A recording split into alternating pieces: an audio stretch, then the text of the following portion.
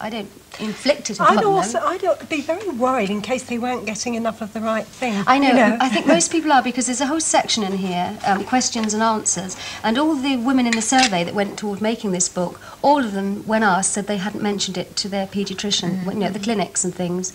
They kept quiet about it. Well, I remember when I was at school learning about... I like the artichokes in the garden because they make such a marvellous quick screen, don't they? You can grow a hedge in one summer, yes, can't you? They look so beautiful. But, can I tell you that they're not quite big enough, really? You need to leave those in the ground a little bit longer, Anne. Well, maybe it's been a bad year. I mean, all the green vegetables have been quite good, but roots, you know, it was very funny for rain and earlier most of your wasn't roots it? been a little bit small and stunted. Yes, yeah. That may be the reason then, but I would certainly leave those for about another month or so, I think. And what sort of thing should I cook? Oh, I'll show you something totally lovely to make with it. Because the great problem with these, of course, is that everyone says, oh, they're too difficult, I can't be bothered with them. You have to peel them and then you throw most of it away. Well, I'll show you how to do something nice without peeling them. All right? Yes. Good. Okay, so and when I've they're nearly ready... picked off all the seeds, ready for the seed cake. These are my... Can I have a taste of... do you want to put the tray up on here? And then Why not? My neighbour who lives next door but one came in a couple of weeks ago and said that he had got some caraway seeds and thought that you might like to have them to make a cake. That's what I'm doing. I'm preparing the seeds now. I want to get all the little stalks out of them, you see, to make a cake, because I'm going to mess around and try and get a really moist cake with seeds, because it's my experience that a seed cake nearly always dry. I don't really know why. Very old-fashioned thing, isn't it? Very, very old-fashioned. And you know, caraway seeds. Now this is a plant that is a biennial. It only flowers and seeds every second year. Oh. So that he won't get any more seeds now for another 2 years until it comes into bloom again. But it's used very little in English cookery. But of course it's very, very popular in Germany and Austria, as you know. Oh, that's what goes on cabbage, isn't it? Indeed, it goes in cabbage. It goes on to rye bread. They put rye bread with caraway in it. But years and years ago in England, in Victorian times, they used to make what they called caraway comfits. And they were the seeds, which were covered with sugar, rather the way sugared almonds are now. And little dishes of them would be put all around people's houses, and certainly on the dinner table, because, you see, caraway is a digestive. Do you not, when you taste it, is it not reminiscent to you, oh no, because you didn't have any babies, of gripe water, which you gave them for their wind? It was made from caraway seeds. Oh, I see what you mean, yes, it's an aid to digestion. And also it makes, of course, a very, very nice liqueur called Kummel. Oh. That's Kummel. And they put that in Switzerland sometimes. They use that in the fondue. Oh, dear. Yes. And in Austria they put it in cheese, as you know. Carbi Casa, they call it, which is a cream cheese full of caraway.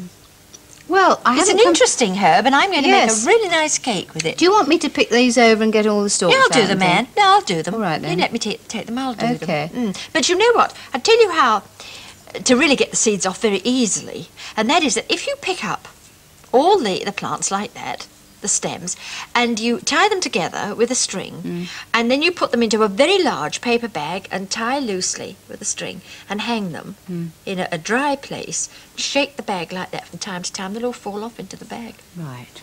Good. As they ripen, they fall off, you see. Ian's got a marvellous garden. He's got 3 acres of all sorts of things and a lot of glass, a lot of greenhouses, and it most beautiful very grapes exciting. And cucumbers. Oh, don't. Peppers and lovely. Don't. Now, what about my? I love them.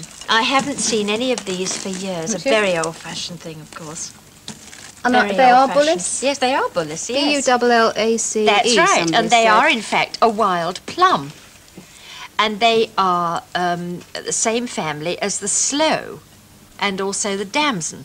But these have nothing like the richness in the juice of a damson.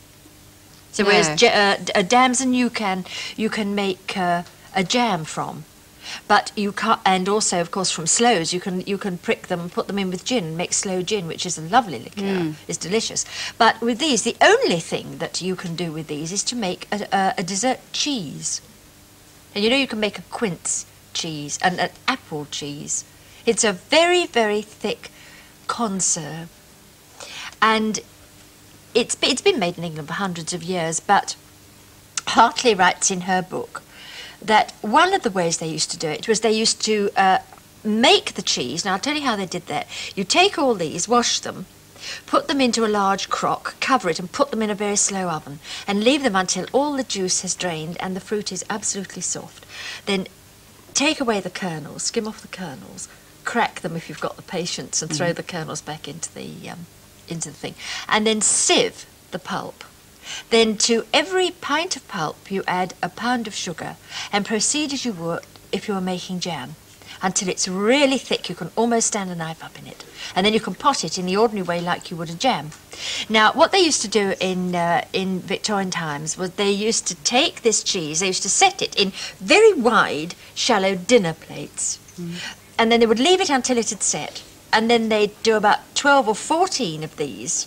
And then they would take a large dish and they'd turn out one, cover it with spices and bay leaves, turn another one on top, and so on, and layer it right up until they had a really high pile.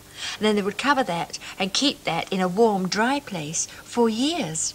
And it becomes very sort of crystallised on the top. And you cut it in small sections and serve it as a dessert with a little port wine poured over it and perhaps a little cream cheese or just ordinary double cream. And it's delicious. So I can do that just with my I'm bit. so envious of people who've got beautifully sort of varnished nails. So am I.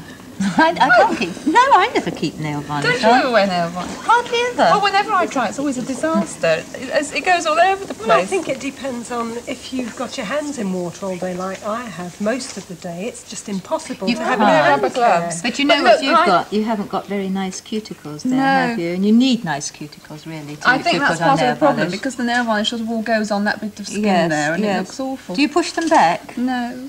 What you should do, really, do you want to? Yes, I'm doing the that's same what- with yes. Jamila. That's what I'm doing with No. Jamila at the moment. Soak your hands. That's why I'm asking you. Yes, but give yourself a home manicure. Soak your hands in warm, soapy water, not detergent, because detergent does most of the trouble to your hands. And leave them in for about 10 minutes. And then gently, with your thumb, so that you can feel how much pressure